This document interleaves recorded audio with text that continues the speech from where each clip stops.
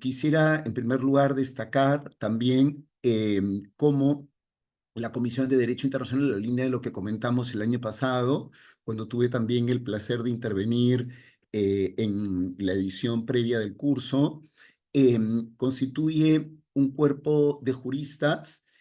adscrito a la Asamblea General de Naciones Unidas, en el sentido que la Comisión de Derecho Internacional es un órgano subsidiario de la Asamblea General de Naciones Unidas,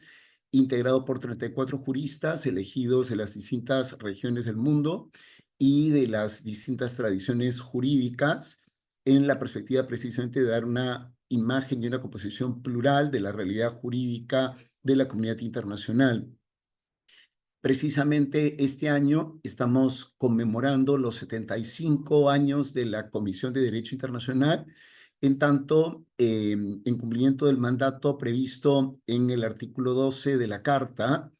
En 1947, la Asamblea General aprobó la constitución de la Comisión de Derecho Internacional, pero fue en 1949 en que la comisión empezó a funcionar. Entonces, precisamente en 2024 estamos celebrando el 75º periodo de sesiones de la comisión. Eh, Me gustaría, en ese orden de ideas, destacar cómo el trabajo de la comisión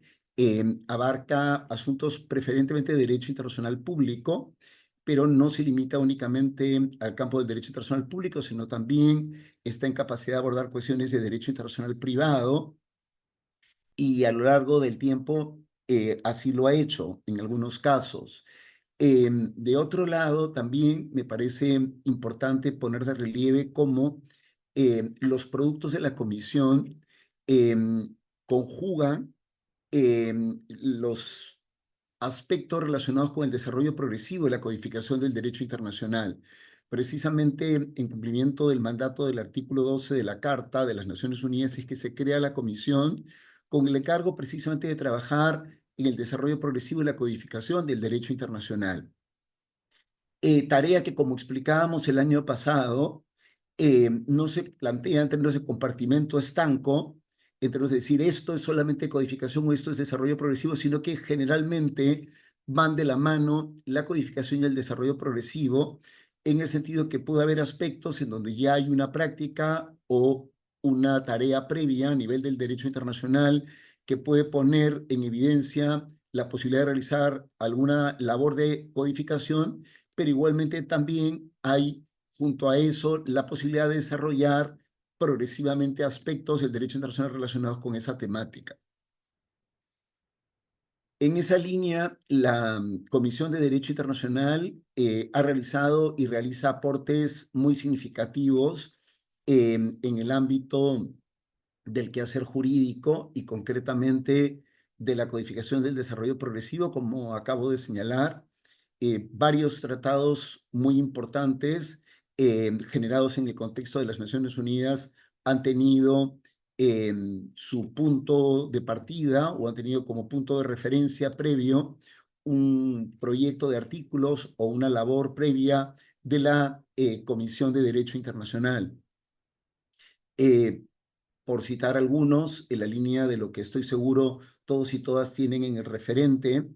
las convenciones de Viena sobre relaciones diplomáticas y relaciones consulares, sobre el derecho de los tratados, cuestiones en relación a la sucesión de estados, eh,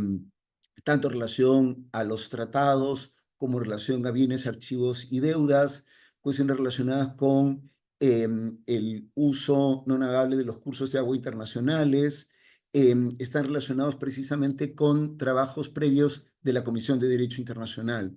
También el Estatuto de Roma de la Corte Penal Internacional tiene como antecedente trabajos previos de la Comisión de Derecho Internacional. Y luego hay otros proyectos de artículos que, si bien han podido ser concebidos inicialmente para un tratado, no han dado lugar probablemente a un tratado, pero sí a desarrollos en el ámbito del derecho internacional consuetudinario muy relevantes. En ese sentido, cabe traer a colación los proyectos de artículos de la Comisión a propósito de la responsabilidad de los estados por actos internacionalmente ilícitos, y lo propio a propósito de los artículos vinculados a la responsabilidad de las organizaciones internacionales. En estos casos, presente porque se trata de materias que han ido generando posiciones encontradas en donde no siempre ha sido fácil alcanzar consensos, se ha logrado tener un consenso en el seno de la Comisión de Derecho Internacional, pero no ha habido todavía posibilidad de concretar la convocatoria de una conferencia internacional o de un trabajo en el seno de la Asamblea General de Naciones Unidas para preparar previamente tratados en la materia, lo que no obsta de cara a que se hayan considerado estos proyectos de artículos como base o como referencia para la generación de un derecho internacional consuetudinario en la materia. Igualmente, también tenemos, como otros aportes de la Comisión, productos que no se han reflejado en proyectos de artículos, sino que han adoptado otras formas, y esto también es importante resaltarlo. Lo decía el año pasado y vuelvo a poner hincapié en ello, en términos que, en razón a la naturaleza del asunto y en razón a aquello a lo que se apunta con el tratamiento de un asunto concreto en la comisión, es que los productos resultantes de la comisión pueden tener una determinada forma. Por ejemplo, en algunos casos, plantear proyectos de conclusiones a propósito de la identificación del derecho internacional consuetudinario, o lo que se está trabajando y se verá el próximo año en segunda lectura, en relación, por ejemplo, también a la identificación y determinación de los principios generales del derecho como fuente del derecho internacional, que se está viendo, igual que en el caso de la identificación del derecho internacional consuetudinario, como un proyecto de conclusiones, o en otros casos, más bien, manejar proyectos de directrices, como ocurre en el caso, por ejemplo, de la aplicación provisional de los tratados. Este es un asunto que ha sido abordado en la Convención de Viena sobre el Derecho de los Tratados, y más bien se plantea unas directrices que den mayores luces a los operadores jurídicos respecto de cuestiones concretas vinculadas a esta aplicación provisional. Igualmente, hay productos de la comisión que se plasman a través de principios. Es el caso, por ejemplo, del trabajo concluido por la comisión en relación a la protección del medio ambiente en el contexto de los conflictos armados. Y hay igualmente productos de la comisión que adoptan otro formato, porque a diferencia de lo que sucede en los temas a los que me acabo de referir hace un momento, en las distintas variantes en donde se encarga a una persona en concreto que sea responsable de ese tema en el seno de la comisión con el título de relator o relatora especial, más bien el formato que se adopta en esos otros casos es el de un grupo de estudio. Y aquí efectivamente vemos una aportación de la comisión en otro ámbito, no apuntando propiamente a proyectos de artículos, sino más bien apuntando a, como producto de un estudio, poder eventualmente proporcionar conclusiones o, según el tipo de estudio que se hubiera realizado, además de conclusiones, también directrices o principios en relación a un tema concreto. Un caso emblemático en relación precisamente con este formato estuvo referido al tratamiento en el seno de la comisión en el marco de un grupo de estudio del tema de la fragmentación del derecho internacional, y precisamente las dificultades derivadas de este fenómeno, y cómo efectivamente resultaba importante desde la Comisión de Derecho Internacional plantear un análisis o un enfoque comprensivo, pero a partir de un análisis que no estuviera propiamente orientado a un proyecto de artículos, sino que más bien realizar una tarea exegética en relación a lo que era este fenómeno de la fragmentación, cómo se expresaba esta fragmentación a partir precisamente del desarrollo de distintos ámbitos, cada uno con su propia especificidad y que pueden requerir de normas particulares o eventualmente desarrollos de carácter regional, y la dicotomía que en algunas situaciones se puede producir, al menos aparentemente, entre cómo compaginar normas de alcance universal o cuasi universal con eventuales desarrollos que pudiera haber en el derecho internacional sobre un campo determinado. En ese sentido, es muy importante este trabajo,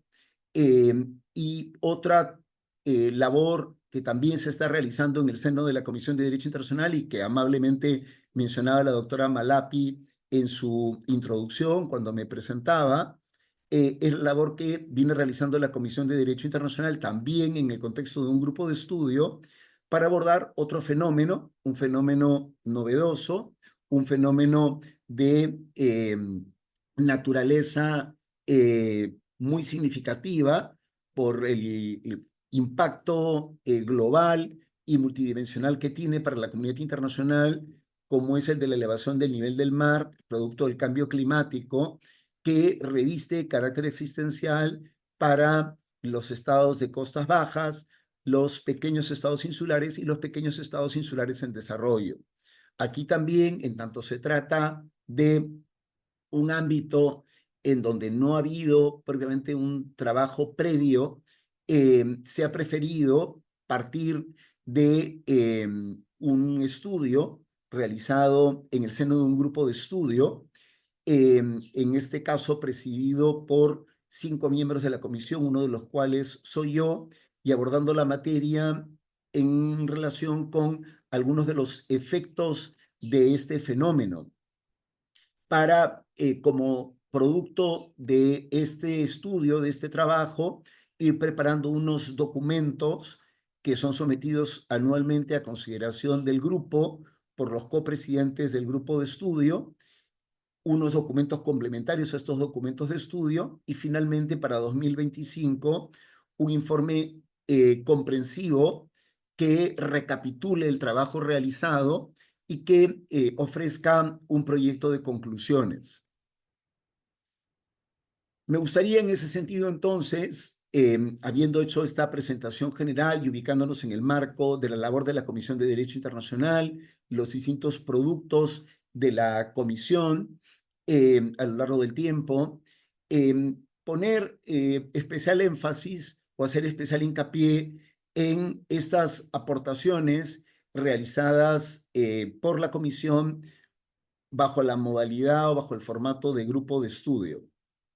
En tanto, en muchos casos van a servir de base, ya sea como conclusiones, directrices o principios, o eventualmente podrían estar en el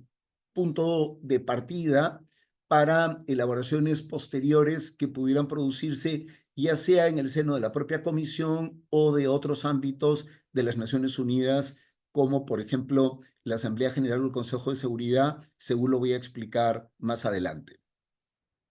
En el caso concreto que mencionaba del grupo de estudios sobre la fragmentación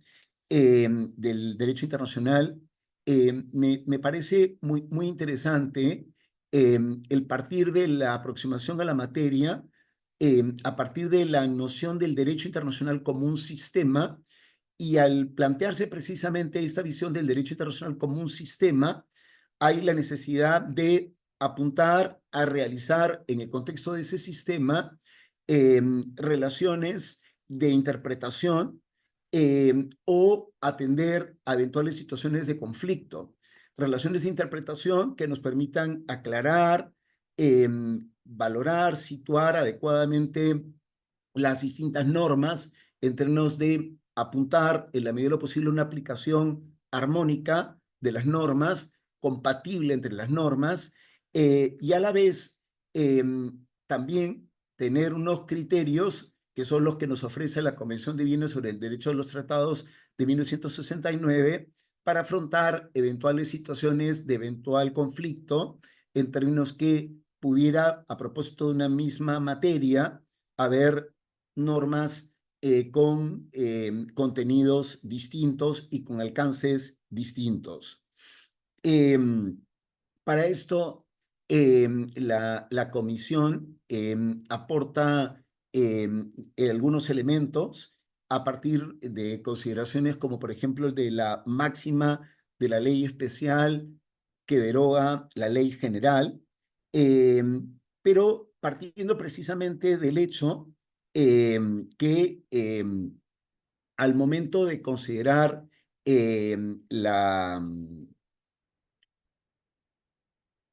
eventual existencia de una ley especial, es importante siempre movernos en el contexto del cual estemos partiendo, a propósito del cual va a darse una apreciación. Es decir, en muchos casos, por ejemplo, los tratados pueden constituir una ley especial en relación con derecho internacional consuetudinario o principios generales del derecho. Y por eso es tan importante el poder realizar una apreciación en el contexto. Es importante también partir de la idea que hay una naturaleza dispositiva que está generalmente presente en el derecho internacional en la mayoría de las normas, y por eso es importante en cada situación verificar qué es lo que efectivamente puede acabar constituyendo una ley especial. Y cómo la existencia de una ley especial no tiene por qué extinguir la aplicación de la ley general, en el sentido que la ley general puede eventualmente posibilitar una aplicación más cabal en algunos aspectos de la ley especial, eh, en el sentido que puede eventualmente, por ejemplo, cubrir eventuales vacíos que pudiera haber o eventuales lagunas que pudiera haber en la ley especial y que efectivamente se cubren a través de la ley general. También es importante considerar cómo hay, y eso lo resaltaba el trabajo del grupo de estudio de la Comisión a propósito del tema de la fragmentación del derecho internacional, ámbitos en donde existen regímenes especiales o autónomos en relación a temas o materias o ámbitos específicos del derecho internacional, el derecho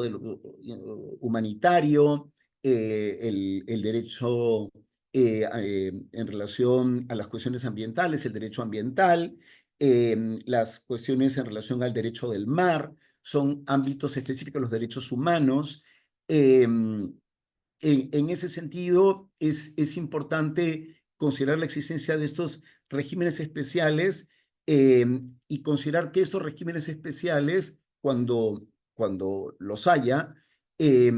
pues pueden ser equiparados precisamente con la reflexión que hacíamos hace un momento de la ley especial. Es decir, al haber regímenes especiales, estos regímenes especiales operan en muchos casos como ley especial. Hay una cuestión que vale la pena también considerar a propósito de estos trabajos del grupo de estudio de la Comisión de Derecho Internacional en materia de fragmentación del derecho internacional,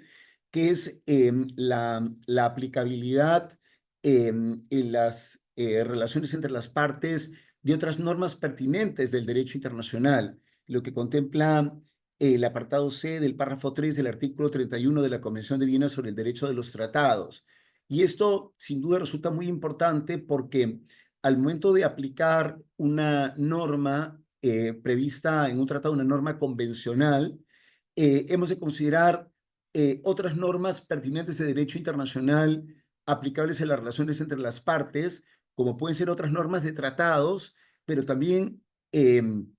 normas del derecho internacional consuetudinario o principios generales del derecho que precisamente posibiliten una aplicación más cabal y comprensiva de estas normas previstas, por ejemplo, en un instrumento convencional. Eh, Ahí Me parece sumamente interesante destacar cómo al momento de interpretar un tratado o un régimen especial, vale la pena tener en cuenta que eventualmente un tratado podría no incorporar determinadas referencias a definiciones de categorías o definiciones de determinados principios que puedan ser tomados en consideración, y precisamente en ese sentido vamos a considerar la aplicabilidad de los principios generales del derecho o de las normas del derecho internacional consuetudinario. Me acuerdo, y lo comento en términos de la confianza y sin duda el carácter siempre dinámico de estos cursos promovidos por la Sociedad Peruana de Derecho Internacional, como en algunas oportunidades en mi propia práctica me dicen, sí, pero es que este tratado no define tal cuestión. Y digo, bueno, es que puede no definirlo, pero para eso tenemos otros medios que nos permiten poder cubrir precisamente la ausencia de esa definición. ¿Cómo? Verificándose a lo mejor a nivel del derecho internacional consuetudinario o de los principios generales del derecho, este asunto queda debidamente cubierto o definido. Es decir, no se necesita que un asunto esté absolutamente cubierto por un instrumento convencional, en el sentido que podemos en la aplicación e interpretación de ese instrumento convencional considerar las otras normas pertinentes del derecho internacional, en la perspectiva siempre de apuntar a una aplicación que parta del principio de armonización, es decir, una aplicación que apunte a una aplicación compatible entre las normas. Hay igualmente otro aspecto que fue objeto de reflexión en este grupo de estudio de la Comisión en relación al tema de la fragmentación, que es el tema de la intertemporalidad. Esa es otra cuestión en donde también me gustaría hacer una reflexión, porque normalmente cuando aludimos a la intertemporalidad, aludimos a la intención de las partes en el momento en que un instrumento se celebra, y cuál era esa intención y cuál era el referente del que partían las partes en el momento de concretar un determinado instrumento convencional, por ejemplo. Pero también podría ser igualmente que junto a ello se puedan tener en consideración no solamente los elementos en relación a lo que podía ser la concepción del derecho cuando se celebra un instrumento, sino la forma como ese derecho hubiera evolucionado en el tiempo, teniendo en perspectiva otros desarrollos convencionales o en el ámbito del derecho internacional consuetudinario, de los principios generales del derecho. Yo recuerdo, por ejemplo, también lo comparto con quienes nos acompañan en este curso, que en el contexto de nuestro proceso por la controversia marítima con Chile, hubo precisamente una pregunta de uno de los magistrados de la Corte, el entonces juez Benuna, que al término de la primera etapa de la fase oral preguntaba precisamente en relación a una cuestión vinculada con la intertemporalidad, en relación a la forma como en su oportunidad entendían los estados en ese momento litigantes instrumentos que habían sido concebidos en el contexto de la década de 1950, y considerando el derecho aplicable y las normas que en aquel momento estaban vigentes. Eh, sí resulta importante también tener en cuenta, a partir de ese trabajo de la comisión igualmente, el que en el caso de conflictos de normas privilegiaremos siempre las normas posteriores, pero teniendo igualmente en consideración, conforme lo resaltó en su oportunidad la comisión, el que puede efectivamente haberse previsto que una norma posterior no derogue a una anterior, con lo que si no deroga la norma posterior a la anterior, habrá que aplicar la anterior en todo aquello que no sea incompatible con la posterior. Puede en ese sentido haber una adecuación mutua, en términos que pudiera haber distintas normas que un momento resultaran aplicables a las partes y a partir de eso tener que apuntar a una armonización que nos pueda permitir aplicar las distintas normas, apuntando, por cierto, a preservar los derechos sustantivos que estén detrás de cada una de ellas. Un tema que me parece muy interesante a compartir es el hecho que todos nosotros sabemos que las fuentes principales del derecho internacional no son jerárquicamente superiores unas a otras, en el sentido que tenemos a los tratados junto con el derecho internacional constitucional, los principios generales del derecho, pero eso no obsta para que no verifiquemos en cada situación concreta y en función al contexto el que pueda haber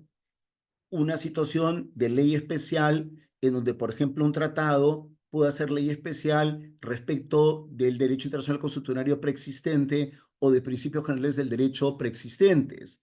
O lo propio, el que al interior de un instrumento convencional se pueda marcar la prevalencia de ese instrumento convencional respecto de otros instrumentos o respecto de las obligaciones contenidas en otros tratados. En ese sentido, me parece especialmente relevante la reflexión que se realiza a partir de este trabajo de la Comisión de Derecho Internacional respecto de las implicaciones del artículo 103 de la Carta de las Naciones Unidas, que, como ustedes saben, incide en que en caso de un eventual conflicto entre las obligaciones que deriven de la Carta de las Naciones Unidas y de otros instrumentos convencionales, prevalecerán las obligaciones que derivan de la Carta de las Naciones Unidas. No es que con eso se está derogando otras obligaciones convencionales, pero sí se está marcando el carácter prevalente de las obligaciones que derivan de la Carta. Y aquí me parece también muy relevante compartir con ustedes la reflexión en relación a que este alcance no solamente está referido a las normas de la Carta en sentido estricto, es decir, a lo que a la letra está previsto en la Carta de las Naciones Unidas, sino también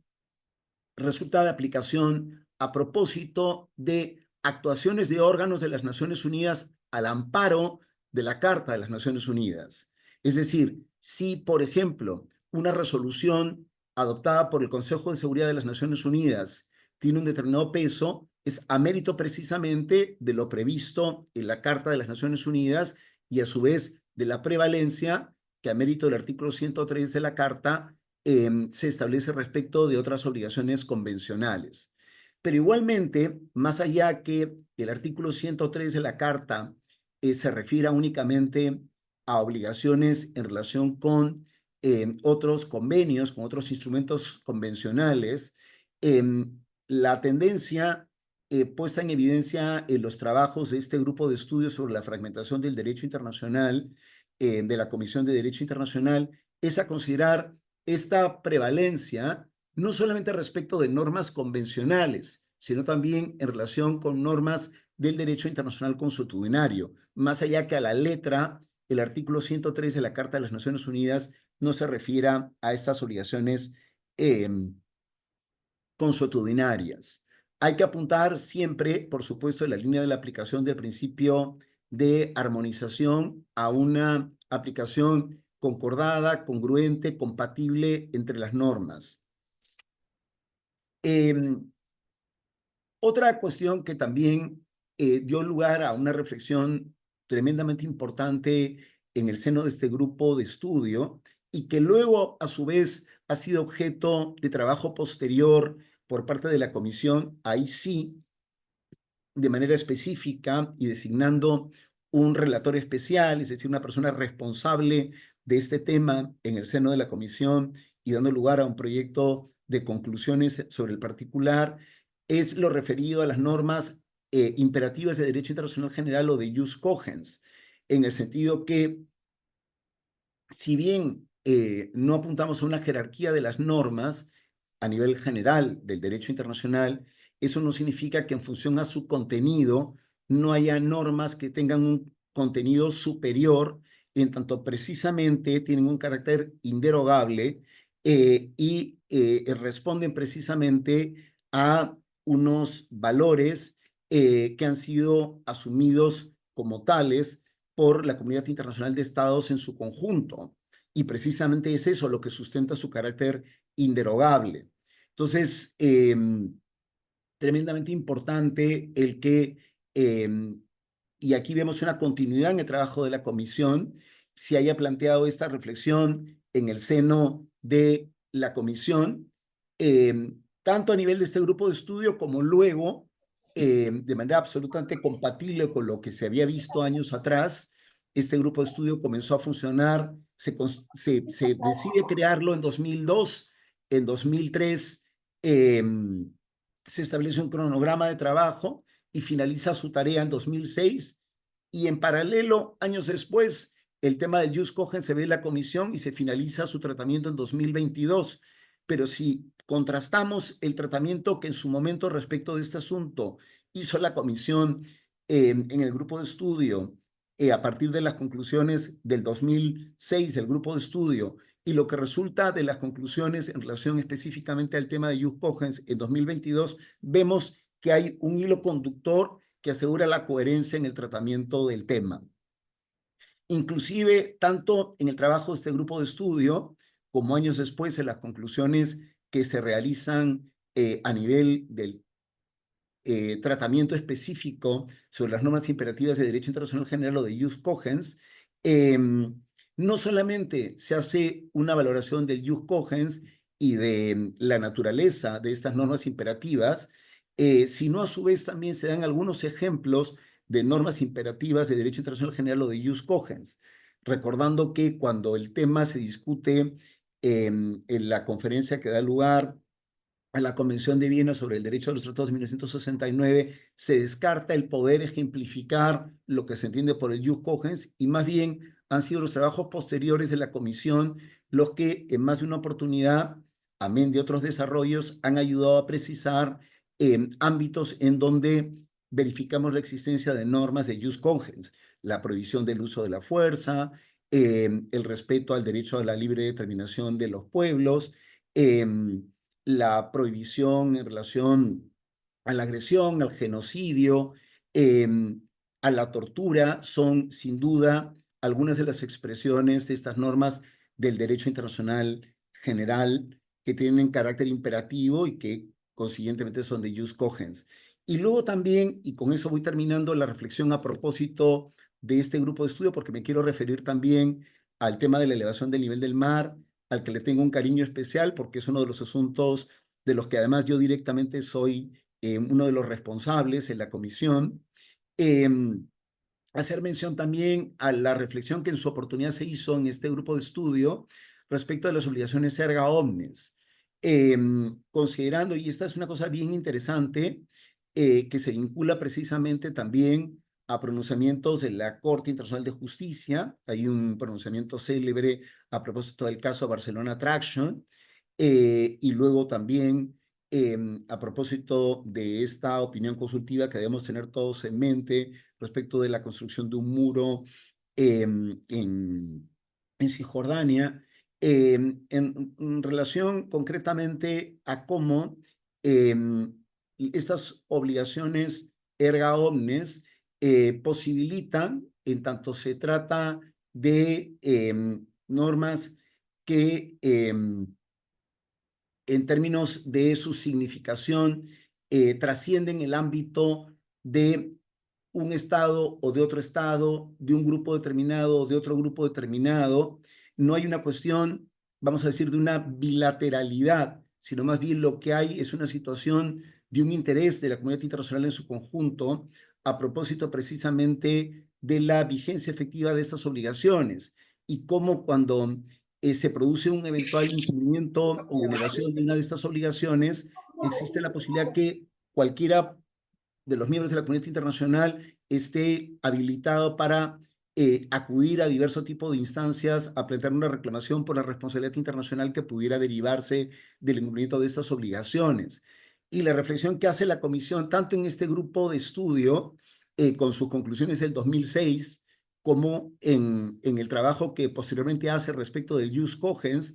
y la presentación final en segunda lectura de este trabajo en 2022 en relación a cómo las normas de jus cogens son siempre erga omnes, pero no todas las obligaciones erga omnes son normas de jus cogens. Yendo, por otro lado, al tema de la elevación del nivel del mar, me parece igualmente relevante hacer hincapié en la vocación de la Comisión de Derecho Internacional por poder en su trabajo, en su tarea, responder a necesidades concretas de la comunidad internacional en su conjunto. Ha habido una tarea ingente, muy valiosa de la Comisión en el ámbito del desarrollo progresivo y la codificación del derecho internacional a lo largo del tiempo en estos 75 años de existencia de la Comisión. Pero muchos de los aspectos de la codificación del derecho internacional en relación a los temas clásicos del derecho internacional han sido cubiertos. Eso no significa que la tarea de la Comisión de Derecho Internacional haya concluido y que no haya la necesidad de poder utilizar un medio como es la Comisión de Derecho Internacional para precisamente intentar dar respuestas jurídicas a situaciones que afectan a la comunidad internacional y que requieren efectivamente de una aproximación jurídica sólida, consistente, como es la que se puede ofrecer desde la Comisión de Derecho Internacional. Y es precisamente eso lo que ocurre con el tema de la elevación del nivel del mar. Un fenómeno, como yo les explicaba hace un momento, global, multidimensional, que se origina en el cambio climático y que tiene un carácter existencial para los estados de costas bajas, pequeños estados insulares y pequeños estados insulares en desarrollo. Distinguimos entre pequeños estados insulares y pequeños estados insulares en desarrollo en el sentido del mayor o menor nivel de desarrollo relativo de estos estados insulares. Pequeños estados insulares son, por ejemplo, Chipre o Singapur. Chipre es un estado miembro de la Unión Europea, Singapur es uno de los tigres asiáticos con una economía altamente dinámica, muy bien inscrita, muy bien afiatada en términos de su inserción dentro de la economía internacional global, pero que igualmente están afectados por el fenómeno, dada su condición de pequeños estados insulares y pequeños estados insulares en desarrollo, por ejemplo, son estados del Pacífico directamente afectados por el fenómeno, pero que no tienen ni la capacidad económica ni el nivel de desarrollo relativo de los que he mencionado hace un instante. En estos casos, estamos ante estados cuyas superficies terrestres, a raíz del fenómeno de la elevación del nivel del mar, puede verse parcial o totalmente cubierta por el mar. O generarse una situación en donde, por un fenómeno de erosión o salinización, no haya capacidad de poder seguir habitando esas superficies terrestres, más allá que no hayan quedado totalmente cubiertas por el mar, o no se cuenta con recursos hídricos que permitan la habitabilidad de esas superficies terrestres, o el desarrollar actividades económicas en dichas superficies. Es en ese contexto que a nivel de la Comisión de Derecho Internacional se planteó la constitución de un grupo de estudio de composición abierta en 2018 para comenzar a trabajar a partir de tres grandes vectores que no apuntan a agotar la materia, pero sí por lo menos a dar una aproximación a algunas de las implicaciones jurídicas principales vinculadas o relacionadas con este fenómeno. De un lado, las cuestiones relacionadas con el derecho del mar, y otro lado, los aspectos vinculados a la condición de Estado y a la preservación de la condición de Estado y la personalidad jurídica internacional de los estados afectados directamente por este fenómeno, y finalmente las cuestiones relativas a la protección de las personas. En lo que va del tiempo transcurrido desde el 2019 en adelante, en 2019 en que el asunto pasa al programa corriente, al programa activo de la Comisión. En 2018 se aprueba en el programa de largo plazo, en 2019 en el programa corriente de la Comisión y se decide utilizar ese formato de un grupo de estudio. en tanto se trata de un fenómeno inédito, derivado del cambio climático, que requiere tener en consideración los aspectos científicos, pero sobre todo concentrarnos en las implicaciones jurídicas, porque es en donde podemos nosotros plantear una reflexión o una aportación. Esto ha dado lugar, reitero, desde el 2019, a que se presenten en 2020-2021 un primer documento temático, un primer documento de estudio, desde la perspectiva de las implicaciones del fenómeno a nivel del derecho del mar. En 2022, he dicho 2020-2021 porque inicialmente este documento estuvo listo para el 2020 y se iba a discutir en 2020, pero a consecuencia de la pandemia de la COVID-19 hubo que retrasar en un año la discusión de este asunto y recién se pudo ver en el 2021. En 2022 se presentó un segundo documento temático centrado en los aspectos relativos a la condición de Estado y la protección de las personas. Es concretamente un documento del que yo soy uno de los coautores. En 2023 vimos un documento complementario al primer documento sobre el derecho del mar y en 2024 hemos analizado un segundo documento, un documento complementario al documento del 2022 en relación a las cuestiones relativas a la condición de Estado y la protección de las personas. Es bien importante tener en perspectiva cómo en esta aproximación que se está realizando desde la Comisión de Derecho Internacional no se apunta en modo alguno a dejar de lado, nada más lejano de nuestro espíritu, el derecho internacional existente, todo lo contrario, sino más bien a ver cómo puede interpretarse el derecho internacional existente en la perspectiva de posibilitar la atención de los efectos jurídicos derivados de un fenómeno como la elevación del nivel del mar. No tener que esperar a que esta situación acontezca, en el sentido, por ejemplo, que un estado vea su superficie terrestre parcial o totalmente cubierta por el mar o que se torne inhabitable para recién comenzar a pensar en el fenómeno, sobre todo por el carácter acuciante que este fenómeno tiene para la comunidad internacional en su conjunto, pero en particular para los estados más vulnerables y directamente afectados por el fenómeno. Y en ese sentido, por ejemplo, se han planteado algunas reflexiones desde la perspectiva del derecho del mar en relación a cuestiones vinculadas a, entre otras cosas, las líneas de base,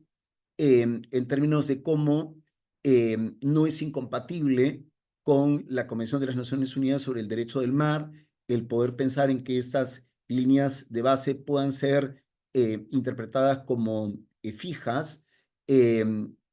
No hay un criterio establecido propiamente en la Convención, en el sentido que tengan que ser movibles y no hay nada que prohíba que en un momento se puedan interpretar como fijas. Lo mismo en relación a la preservación de las zonas o espacios marítimos definidas a partir de esas líneas de base o de los tratados celebrados por estos estados directamente afectados por el fenómeno con terceros estados o de eventuales resoluciones judiciales o arbitrales que hubiesen establecido los límites marítimos. Se apunta no a dar a estos estados nuevos derechos, sino a que esos estados puedan preservar las zonas marítimas y los recursos existentes en ellos a los que tienen derecho conforme al derecho internacional. En el caso concreto de la condición de Estado, que es un asunto del que directamente me ocupo yo,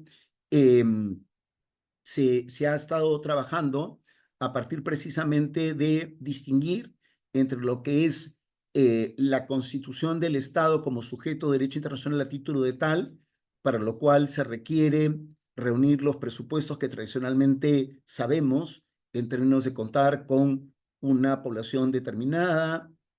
una población permanente, mejor dicho, un territorio determinado, un gobierno o organización política y una capacidad para entrar en relación con otros estados u otros sujetos de derecho internacional en términos de lo que contempla como referencia general el artículo 1 de la Convención de Montevideo de 1933 sobre derechos y deberes de los estados, de lo que son situaciones ulteriores que por razones ajenas a la voluntad de los estados afectados por el fenómeno pudieran producirse. en términos de considerar en esas situaciones un derecho de los estados a preservar su propia existencia, adoptar medidas para preservar su propia existencia y a partir de una presunción de continuidad en relación a la condición de Estado y a la personalidad jurídica internacional de estos estados, eh, considerando igualmente el respeto a la libre determinación de las poblaciones de los estados y territorios directamente concernidos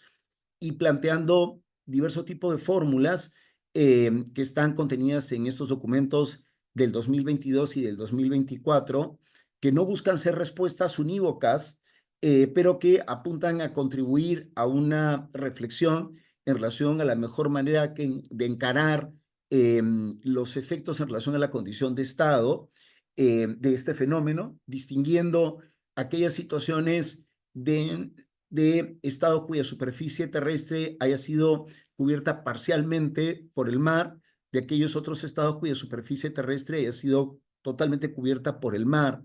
y asumiendo que no por ello el Estado deja de existir a título de tal. Un aspecto que se está viendo, entre otros, es el poder, reitero, plantear alternativas, muchas de ellas susceptibles de apuntar a materializarse a través de la cooperación internacional o de eventuales acuerdos entre los estados más vulnerables directamente afectados por el fenómeno con terceros estados o en el marco de organizaciones internacionales universales o regionales. Eh, en términos de plantear fórmulas como eventuales esquemas de cesión de territorios o de porciones de franjas de territorio con o sin cesión de soberanía, fórmulas de confederaciones, federaciones, esquemas de unificación, asociaciones de estados, eh, o fórmulas ad hoc que en un momento puedan concebirse para estos casos. Como consecuencia de la aplicación de estas fórmulas y apuntando a consultar en todos los casos a las poblaciones concernidas, habrá casos en donde los estados directamente afectados puedan seguir existiendo como tales, o habrá situaciones en donde a lo mejor pues, se puedan integrar en una federación o se puedan integrar en un esquema de unificación con otro estado preexistente, apuntando en esos casos a preservar pues las señas identitarias principales de su población y de su cultura. Pero en otros casos, pues se pueden manejar esquemas que posibilitarían la continuidad de la personalidad jurídica internacional a partir de esquemas de asociación o de confederación. En el caso de asociación, por ejemplo, fórmulas muy interesantes como la que tiene Nueva Zelanda con las Islas Cook o con Niue, donde inclusive existe la figura de una ciudadanía común, o la que tienen con los Estados Unidos, la fórmula o el esquema de asociación que tienen los Estados Federados de Micronesia, Palau, las Islas Marshall con los Estados Unidos de América. Vale la pena también tener en cuenta cómo la comunidad internacional ha ido sensibilizándose cada vez más a propósito de este fenómeno,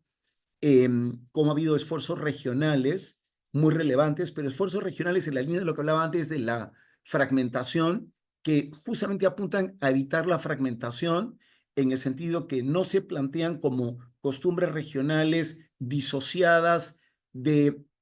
un entendimiento general del derecho, sino que más bien apuntan a hacer interpretaciones que posibiliten una aplicación del derecho general, pero considerando las circunstancias concretas de esos estados directamente afectados y considerando la existencia de un fenómeno inédito y el respeto a principios del derecho internacional tan importantes como la soberanía e igualdad de los estados, la soberanía permanente de los estados respecto de sus recursos naturales,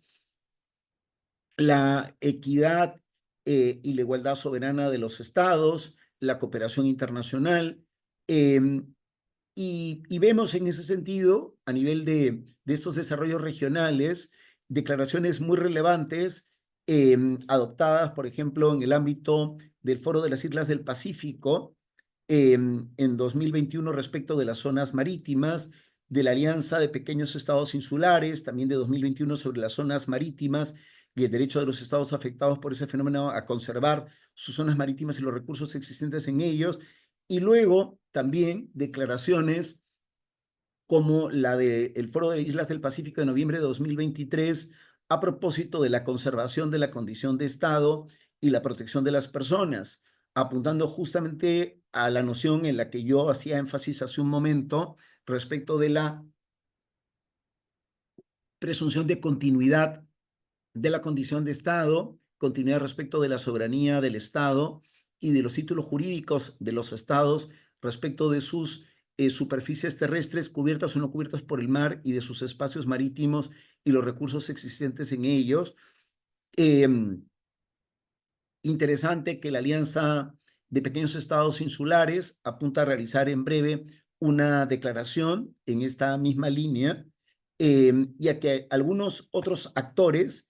muy relevantes de la comunidad internacional, han ido progresivamente evolucionando su posición sobre la materia. Yo quisiera, sin a título ilustrativo y sin desmerecer otras aproximaciones, otras reflexiones muy relevantes, pero traer a colación, por ejemplo, la posición expresada por los Estados Unidos de América en septiembre del 2023 en relación a que un fenómeno antropogénico como es la elevación del nivel del mar causada por el cambio climático no debería conducir a la pérdida de la condición de Estado ni a la pérdida de la membresía en organizaciones internacionales como las Naciones Unidas de los estados más vulnerables afectados por este fenómeno. Es igualmente importante resaltar el trabajo que se está haciendo en materia de protección de las personas, partiendo precisamente de la dignidad humana como un elemento absolutamente central, y cómo efectivamente no hay un marco jurídico convencional que aborde específicamente lo relativo a la protección de las personas en el contexto de este fenómeno de la elevación del nivel del mar, pero cómo pueden eventualmente considerarse algunas normas o algunos desarrollos, por ejemplo, el proyecto de artículos de la Comisión de Derecho Internacional en materia de prevención y protección frente a los desastres, pero que no, por importante que es, por cierto, no abarca de manera comprensiva todos los aspectos o todas las implicaciones que se vinculan a este fenómeno de la elevación del nivel del mar. En el ámbito de las Naciones Unidas, y yo lo anunciaba hace un momento y con esto voy terminando, el asunto reviste tanta relevancia que en febrero de 2023 hubo un encuentro a nivel del Consejo de Seguridad de las Naciones Unidas para ver las implicaciones de este fenómeno para la paz y seguridad internacionales. Y concretamente, al abordar este asunto y tomando como referencia algunas de las ideas planteadas en el documento de 2002 de la Comisión de Derecho Internacional que yo les mencionaba, el secretario general de las Naciones Unidas recalcaba cómo había que encontrar, a propósito de este fenómeno, soluciones legales, prácticas e innovadoras. Es decir, tenemos que apuntar a encontrar, por supuesto, con un firme anclaje al derecho internacional, soluciones prácticas e innovadoras que nos permitan precisamente enfrentar un fenómeno inédito como este. Y poner igualmente hincapié o hacer hincapié en que a nivel de la Asamblea General de las Naciones Unidas se ha convocado para el 25 de septiembre de este año un encuentro de alto nivel coincidente con la presencia a nivel de la Asamblea General de los altos dignatarios de la mayoría de los Estados miembros del mundo que participan en el periodo de sesiones de la Asamblea General, donde precisamente van a verse las amenazas que representan para distintos estados y para la comunidad internacional los efectos de la elevación del nivel del mar. Va a haber en el contexto de este encuentro de alto nivel un segmento en donde van a participar directamente los altos dignatarios de los estados miembros o de observadores ante la organización, sean jefes de Estado, jefes de gobierno, ministros de Relaciones Exteriores, pero también va a haber un segmento a partir de grupos de reflexión, y concretamente va a haber un panel a propósito de las implicaciones del fenómeno en el plano legal, en donde voy a tener el honor de participar como copresidente del grupo de estudio de la Comisión de Derecho Internacional, em, haciendo referencia precisamente a ese trabajo de la Comisión de Derecho Internacional en la materia, recalcando los avances que se han producido en el tema, que brevemente he intentado resumirles también a ustedes, y destacando que esa presentación se realiza sin perjuicio de las conclusiones a las que pueda llegarse por parte del grupo de estudio de la comisión en su conjunto a partir de la presentación del informe final que elaboraremos y presentaremos los copresidentes en 2025. Con esto lo que quiero resaltar es cómo en un contexto cambiante a nivel de la comunidad internacional, en un contexto cambiante a nivel del derecho internacional, la Comisión de Derecho Internacional de las Naciones Unidas no puede permanecer al margen de situaciones concretas que afectan a la comunidad internacional en su conjunto y que afectan a personas de carne y hueso como nosotros. Es sin duda relevante pensar en abstracciones teóricas vinculadas al derecho internacional, pero es sin duda tremendamente importante no perder de perspectiva cuál es la razón última del derecho internacional en términos de apuntar a necesidades concretas de la vida internacional, de la comunidad internacional, necesidades concretas de los estados, de los pueblos, de las personas, y en ese sentido la comunidad internacional tiene a través de la Comisión de Derecho Internacional de las Naciones Unidas un instrumento, una herramienta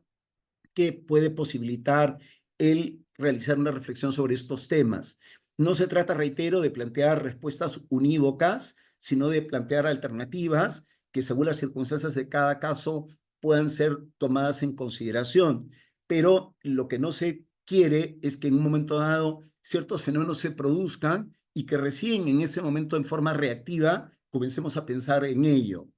Es importante tener la capacidad de proactivamente adelantarnos y poder encontrar alternativas que desde la comunidad internacional sean susceptibles de irse materializando, sobre todo cuando en muchos casos van a entrañar esfuerzos notables de parte de los estados para, por ejemplo, adoptar medidas para la preservación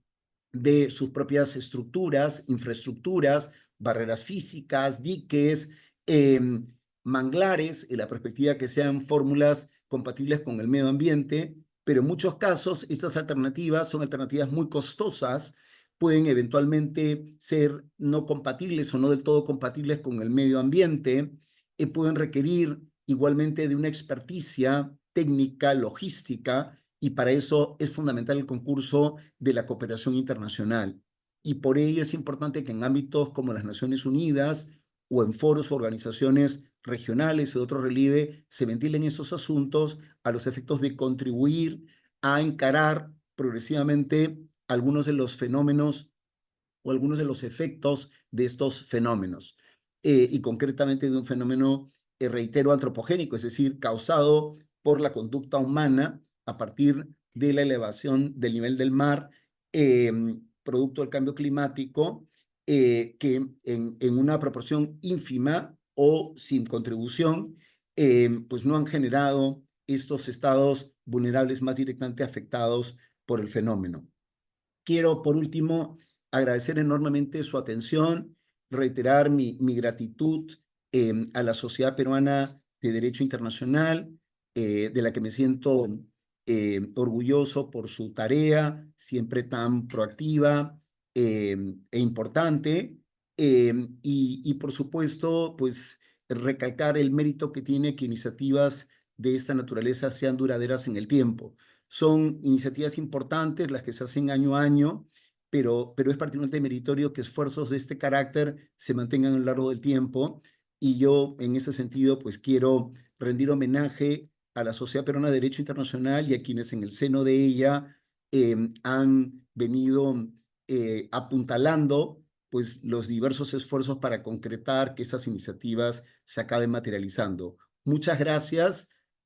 a cada uno, a cada una por su amable atención y por supuesto un caluroso abrazo con mi sincero aprecio. Muchísimas gracias, doctor Juan José Ruda.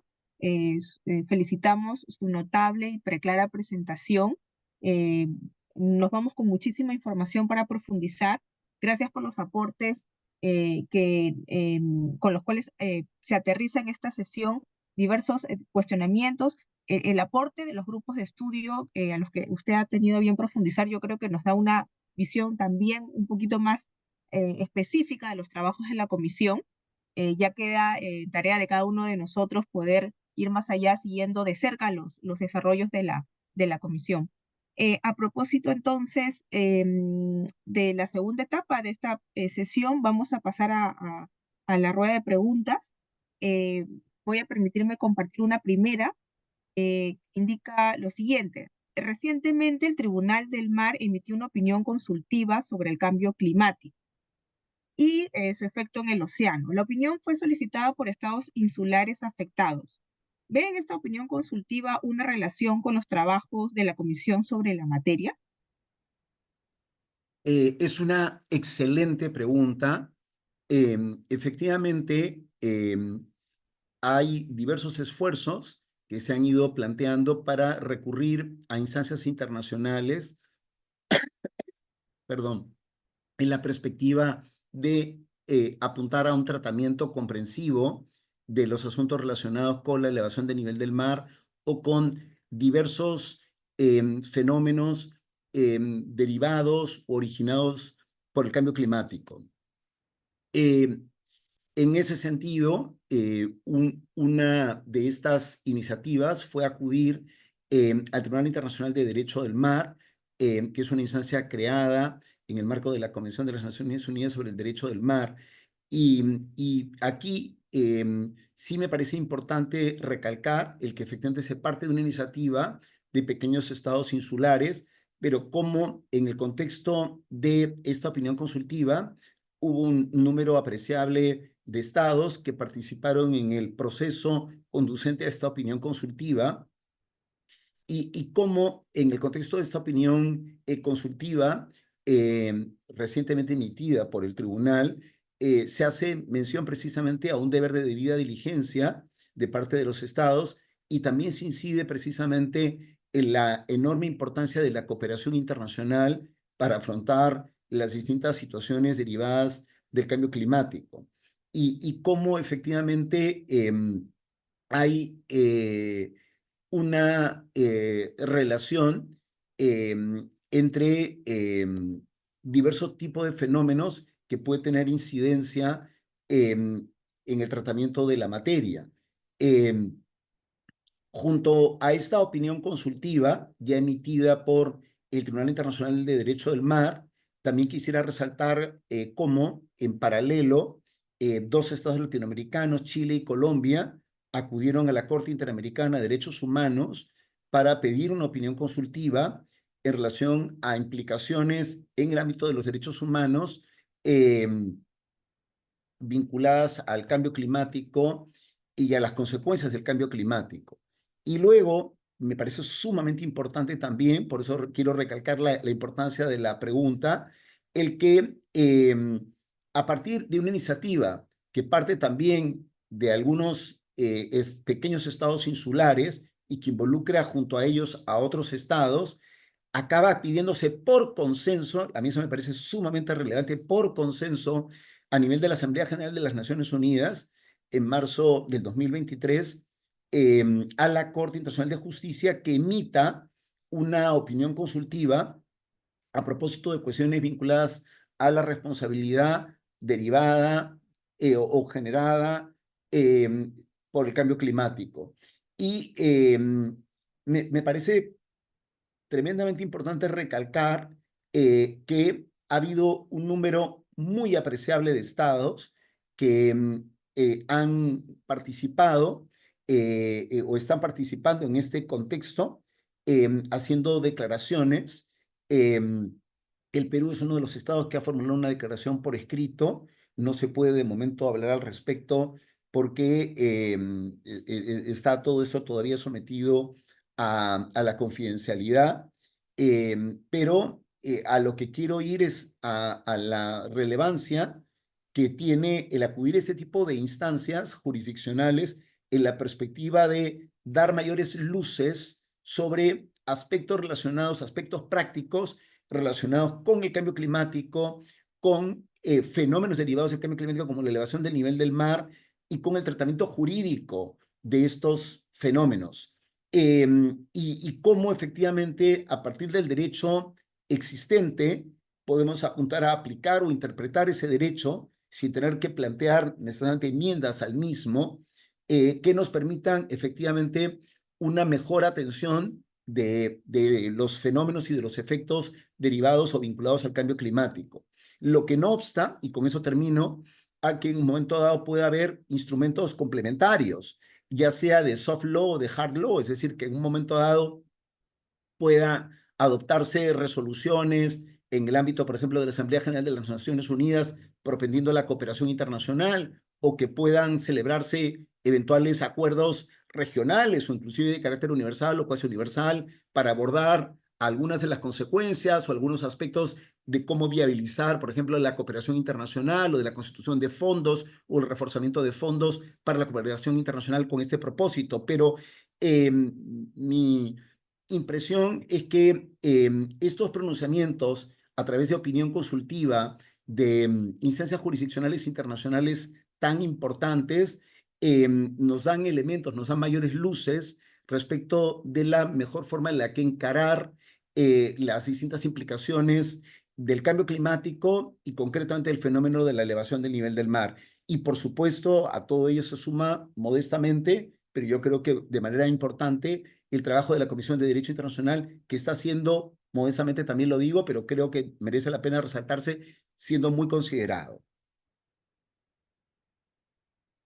Así es, doctor. Muchísimas gracias por la respuesta. Tenemos dos preguntas o tres preguntas más, pero como están relacionadas al mismo tema, voy a tratar de unificarlas en un solo cuestionamiento.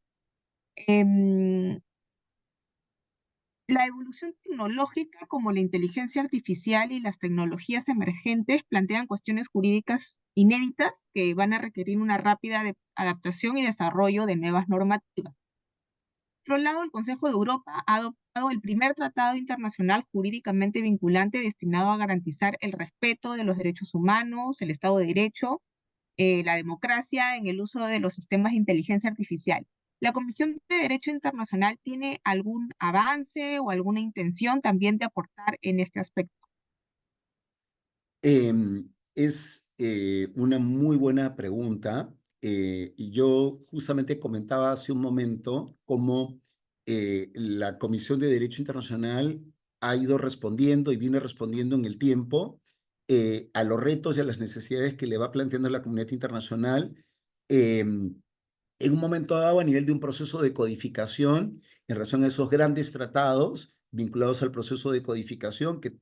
todos y todas manejamos y que yo citaba hace un rato en mi intervención, pero también a propósito de la atención de fenómenos concretos como este de la elevación del nivel del mar. Y por supuesto, todos estos temas vinculados a la inteligencia artificial, cuestiones vinculadas, por ejemplo, a la ciberdelincuencia u otros asuntos, son temas que revisten enorme importancia a propósito de los cuales no podemos permanecer al margen. En este momento todavía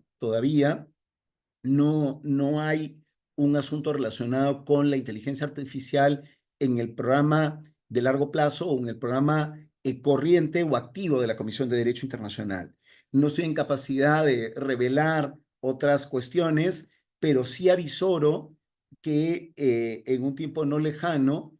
pueden incorporarse aspectos relacionados con el tratamiento de estos asuntos al trabajo de la Comisión de Derecho Internacional. Gracias, doctor. Y vamos con la última pregunta, ahora sí por cuestiones de tiempo. Em, ¿Cuál cree que es el rol de la Comisión de Derecho Internacional en un contexto en el que el derecho internacional puede ser revisado a nivel de su efectividad para evitar la existencia de conflictos internacionales? Em, Me parece igualmente una pregunta muy importante. Yo creo que es fundamental y sobre todo fundamental que personas que como nosotros y nosotras tenemos no solamente una pasión por el derecho internacional, sino tenemos una profunda convicción en relación a la importancia y la significación del derecho internacional, asumamos que el derecho internacional es un instrumento privilegiado, es una herramienta privilegiada para la preservación de la paz y seguridad internacionales, pero también de cara a poder atender grandes retos y grandes situaciones que atañen a la comunidad internacional en su conjunto o actores o sujetos al interior de ella. Y en ese sentido, en situaciones acuciantes como las que estamos viviendo de diversa índole, con mucha mayor razón, como para poner el acento en la importancia, la significación y la utilidad práctica del derecho internacional. Y por eso es que desde la Comisión de Derecho Internacional seguimos trabajando con mucho empeño en no bajar el listón en términos de mantener nuestro esfuerzo constante y reivindicar la significación y actualidad práctica y, por supuesto, el hecho que el derecho internacional, pues, es, reitero, la gran herramienta para la convivencia pacífica y armoniosa entre los estados, pueblos del mundo. A mí me parece muy importante aprovechar este espacio que tan gentil y generosamente me ofrece la Sociedad Peruana de Derecho Internacional para reivindicar precisamente esto, es decir, la permanente vigencia e importancia del derecho internacional. Cuando hacemos reflexiones sobre el derecho internacional, no hacemos reflexiones simplemente en relación a abstracciones teóricas, hacemos reflexiones a propósito de cuestiones concretas que afectan a la comunidad internacional, la paz y seguridad internacionales, que afectan a las personas, que afectan a los estados. Y es en ese sentido el derecho internacional una herramienta que nos posibilita responder, atender eficazmente a esas situaciones.